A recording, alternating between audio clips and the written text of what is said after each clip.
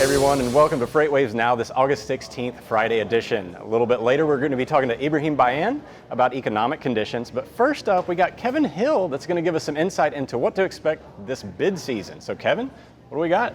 Well, thank you, Zach. If we go to our survey here, we asked brokers typical contract lengths before their contracts get up for rebid again. And this could be fixed lanes, it could be long-term. But we found out it's about 37% are pretty short-term. They're under 9 months. But coming over here, the most typical is 10 to 12 months. So the annual cycle, which is annual cycle that right? we see in trucking all the time, right? So it's just the annual cycle. So a lot of those bids are coming up here in the fourth quarter, the end of the third quarter into the fourth quarter, where we had dramatic increases in contract rates. Yeah, last year was a big year for increases, huge, right? You know, normal double-digit increases weren't out of the realm of possibilities at all, right? They're kind of typical. So coming into this bid season, coming up in the next few months, it's going to be a lot more difficult to keep your prices because your rates. Because we've seen a lot of softening in the market. Like 2018, very robust year. 2019, not quite as explosive. As much, yeah, exactly. So if we go to the PPI, the long-term truckload, and what we find right here in the orange mountain is our contract rates. Okay. Right, and then in the green line here we have national averages, right? So these are the spot rates, and these are the contract in the yellow. Spot and contract. So we ran up, it followed spot pricing up in 2018, kind of peaked right at the turn of this year in 2019. So really the spot market pulled up a lot of the contract rates. Up. Because there's so much volatility. And now guess what? It's going to drag it down for the rest of the year. I mean, it's going to drag it down. Right. We had a little bump in both, but it looks like it's coming down again. And probably next month when the new PPI comes out, we'll probably see the first time negative year-over-year contract rates. So if you're brokers out there, you're probably already feeling this. Shippers coming back, demanding lower rates. Put your seatbelt on because it's just going to get worse from here. Oh, wow. All right. Thank you for that update, Kevin Hill. A little doom and gloom. So, Ibrahiim, do we have anything to be optimistic about? I mean, I'm not quite as doom and gloom as, say, Kevin was. I do think the economy overall is still growing. Even the freight economy, I think, is flat to growing slightly. The big problem is just that growth seems to be really uneven on the freight side of the economy these days. Like, there are certain parts that are doing very well, other parts that are doing particularly weak. Yesterday was a pretty big day for data releases relevant to the freight economy. There was a big release on manufacturing production, big release in retail sales, some survey data on manufacturing, and it just painted this really divided picture of the overall economy, where parts are doing well and parts aren't. And so here I have manufacturing industrial production. So this is a measure of the amount of manufacturing activity that's going on in the economy. A couple things to bring out here. I mean, you can see that there's pretty close ties between what happens in manufacturing and what happens in freight. So if you were to look at, say, this 2015 to 2016 period, you can see the decline in manufacturing activity. This coincides. I think most people would say that 2016 was a pretty soft year in freight too, right? No, absolutely, exactly. So, I mean, these things, in fact, most of the things that get moved throughout the economy, they begin as manufactured goods, and then they kind of flow through the rest of the economy, right? Either you manufacture it here or you import it from the rest of the world. Well, most of the stuff we buy gets manufactured somewhere, correct? Exactly, absolutely. And so what I wanted to point out is just that there's very similar patterns emerging here. So this is 2019. You can see the rapid growth through 2018 in the manufacturing sector. And then, during the first quarter, there was a decline in manufacturing. Second quarter, a decline in manufacturing. And then yesterday's results showed another decline to start the third quarter. And so, again, you're just looking at a very weak manufacturing environment. Now, part of the reason for that is just that business investment has died down quite a bit.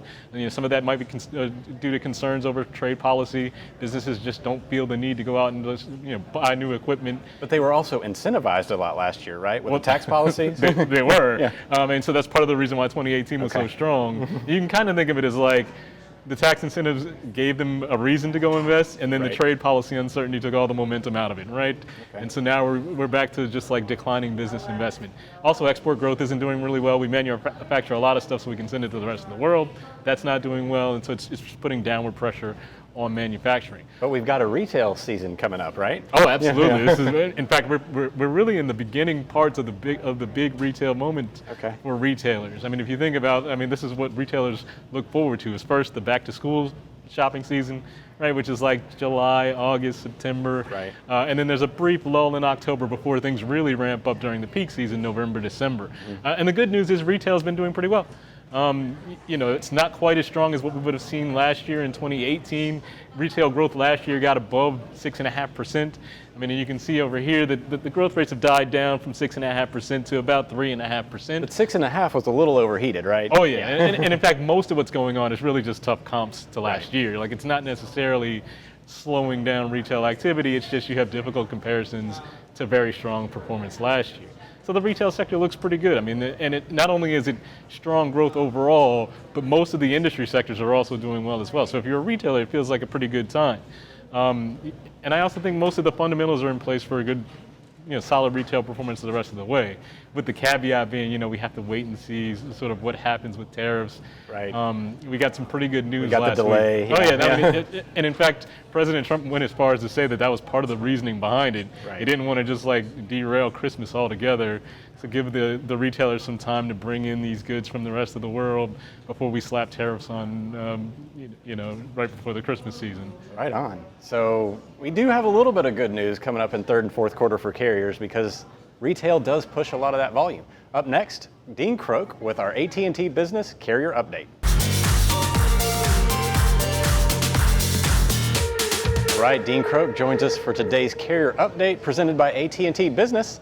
Dean? Hey, Zach. What do we got today? Today I wanted to take us on a bit of a journey from the Pacific coast and the Andes and the Amazon River, all the way in Peru, where they grow blueberries, all the way up to the Philadelphia market, in particular the New Jersey side of the Philadelphia market, which is also the blueberry capital of the world.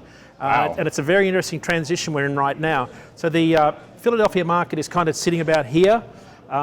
This whole market in blue and light blue here generates about 10% of all the outbound tender volumes every day. So it's actually a fairly big market considering it's part of the Northeast backhaul market. Yeah, it's a huge corridor for freight though, because all the freight comes in there and then you have a lot of freight coming out of the port, right? Right. So you get a lot of port volume coming in. It's also right on the 95, the I-95 north-south corridor. Right. And on the east side of the river in New Jersey, it's the 295 that bypasses all the traffic where the truck stops are. So what's important here is that because the ports on the east, so the west coast of South America are it's rocky, mountainous, they can't get big ships in. So what they do is they bring the produce out on break bulk vessels. Okay. Where they literally put all of the pallets of blueberries and grapes and avocados in the hold of the refrigerated ship. So it's called a break bulk reefer. And these reefers are pretty quick. They come up through the Panama Canal and they supply a lot of our winter produce through the port of Philadelphia. So, and what happens when these ships come in, and I've been tracking this for a year now. I watch when the vessel arrives in port, and it's on the opposite side of the river to the container terminal. It's in the Gloucester Marine Terminal where a lot of the break bulk comes in. So when these break bulk reefers arrive in port, they will drop about 150 to 200 truckloads of produce on the market in a 2-day period. So if you start to study the market, if we have a look at the map here, what you'll see is that there's a distinct delineation between where Philadelphia is here. So we've got this side is the Gloucester Marine Terminal. You've got the blueberry capital of the world down here in Hamilton.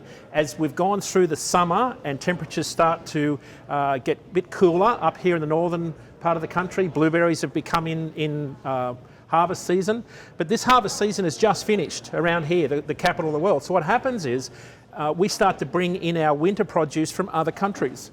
Right. So we bring in avocados, tomatoes, all sorts of things come in from Mexico, but South America, because of the proximity and the ease of getting into these ports here in Philadelphia, we get a lot of produce that comes in via the break bulk reefers. Now, we also get produce from Morocco with citrus that comes into Philadelphia. Right, which is very popular. Hugely popular in Canada, more than anything. So why again, is that? it's because the St. Lawrence Seaway freezes up in winter. They take away all the navigation buoys. So the break bulk reefers can't get in from Europe to Canada. So what happens is they bring the freight into the East Coast ports around Massachusetts, New Bedford, Connecticut, and Philadelphia, and then it's sent by truckload, and it's like 8 or 9 hours, you're in Canada. Wow. Right, 10 hours. So it's a really efficient way to move winter produce around. As a country, we don't produce enough winter produce, so a lot of it comes in from South America. Now, from the point for the carrier update today, if you have a look at our next chart, what you'll see is our outbound tender volume index, which is the green line, and that shows you the volatility over the course of a year. So Philadelphia, right up here. This is Philadelphia in green. Yeah. You can see it spikes a lot. Now, if we could dig in, what you'd see is these spikes coincide with when some of these large break bulk reefers arrive. Oh, wow. Right. So you could technically watch for ships coming in if you're a carrier. Right. So if I'm a carrier and I'm in the northeast, I'm watching the timing of these break bulk reefers from South America, because I know within a day of it arriving, I've got a lot of produce at my disposal on load boards. And you can see that the tender rejection rate in orange for refrigerated trailers is somewhat elevated compared to dry vans. And again, the spikes in the volatility here coincide with when the ships are in port. So from a carrier update perspective, it's a small market. Like I think it's about 0.7%. It's not a huge market, but it's very strategic. It's easily to get into on the 295 off the 95. There are truck stops, and there's a lot of volume that comes in infrequently, but it's good solid volume. And if you run a produce truck and you're looking for loads, I'd be keying off winter produce and the timing of the break bulk reefers. All right, fascinating stuff. So carriers, watch for the ships. Improve your fleet's efficiency with AT&T Fleet Complete, a 4G solution for tracking vehicles and simplifying ELD compliance. AT&T Fleet Complete, delivering fleet solutions for every business. Welcome to FreightWaves Weather. We've made it to Friday. I hope you've had a great week and haven't run into too many weather problems, but they'll be out there again today, especially in the middle of the country. That's where we're going to start.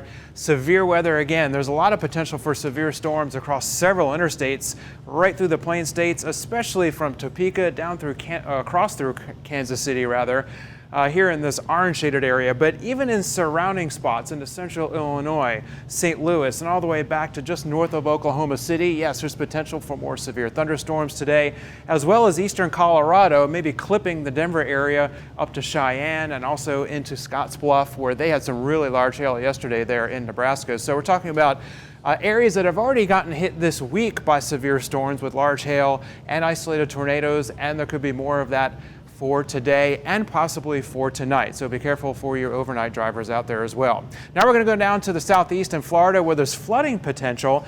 All these areas highlighted in orange right here across the western parts of the Florida Peninsula and up towards around Lake City, all on the I-75 corridor there in the western part of the Florida Peninsula.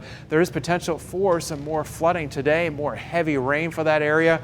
And we can't rule out at least some isolated spots of localized flash flooding occurring from around Savannah all the way up to the Outer Banks of North Carolina today along the I-95 corridor and kind of hugging the coastline there too. There's just a lot of humidity, a lot of mugginess in the air, and there's a front that's kind of stalled right over that area, so that's going to help trigger thunderstorms that will produce a lot of this heavy rain. Now let's go out west where it's really, really dry, and that flood threat, by the way, in the southeast will continue into the weekend. But now out west, it's actually really, really hot and dry.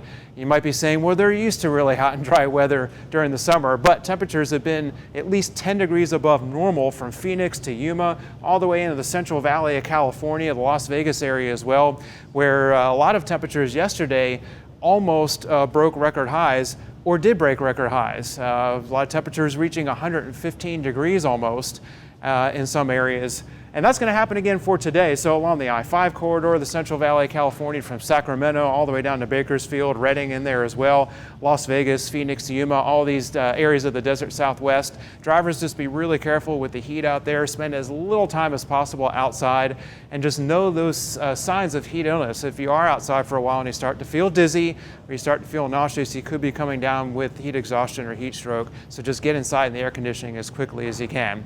That's a look at everything you need to know about the weather across the lower 48 for today. Make sure you subscribe to our YouTube channel. Have a great day, a wonderful weekend, and be careful out there.